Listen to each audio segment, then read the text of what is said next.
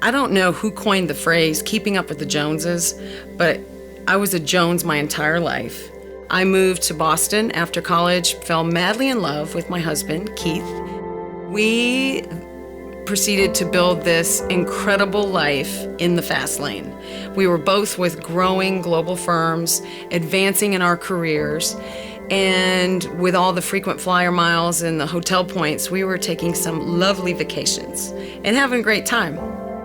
My work started to infiltrate around the world into the firms, different offices around the world. It was good, all was great. And to make it even better, Keith and I had Sean and Lauren, and they were born 3 years apart. And a lot happened in those 3 years. My health started to decline. It seemed to spiral down, and after about a year of the mysterious happenings, it was determined I had Crohn's disease, and it's an autoimmune, digestive, debilitating problem, and mine hit smack in the middle of my digestive tract, and it literally closed up, and I couldn't get food down, couldn't get food to stay down, and as a result, my weight plummeted. I became kind of a walking skeleton with a grayish tone to my skin. I was gonna power through though, because that's what I did. This high-achieving, driven woman, I can do this, I can power up. But it got to the point where my full-time work had to become part-time. During those times, I was either on the 3rd floor of St. Joseph's Hospital or I was in Mayo Clinic because my parents were and my husband were getting so concerned that we needed more doctors on the team to figure this out. So when I wasn't in the hospital, I would be right here sitting in this chair.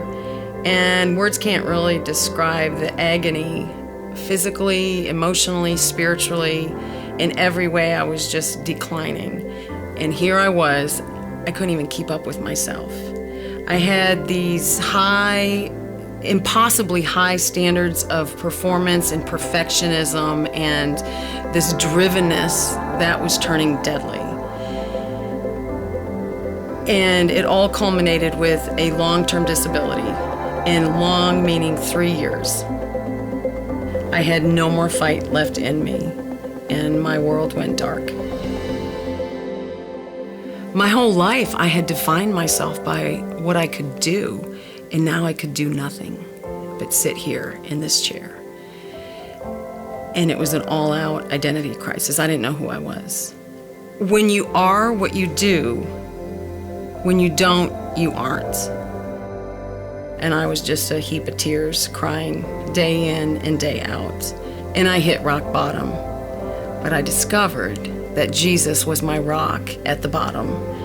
I think God had to strip everything else away, the layers of perfectionism and standards that I had set, and all these layers. I think he needed to just move that all aside and just get it down to Jesus and I, just the two of us.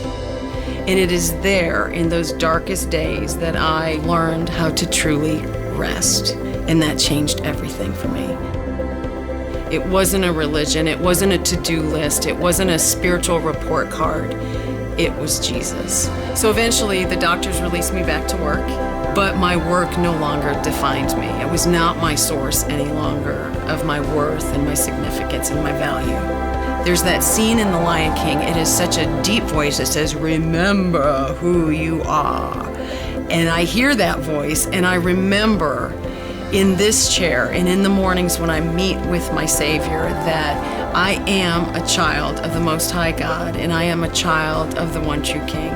And my journey really taught me that when I start to get in the spin and put all the layers back on, that I strip it all away and I'm left with the amazing, incredible resurrection of Jesus Christ. Because what that does for me, a recovering overachiever perfectionist, is it brings some rest to me, because I don't have to be perfect. I can't be perfect. I don't have to do anything. It's all been done on the cross. It is finished. It is done. All other ground is sinking sand, and the rock eternal is where I stand.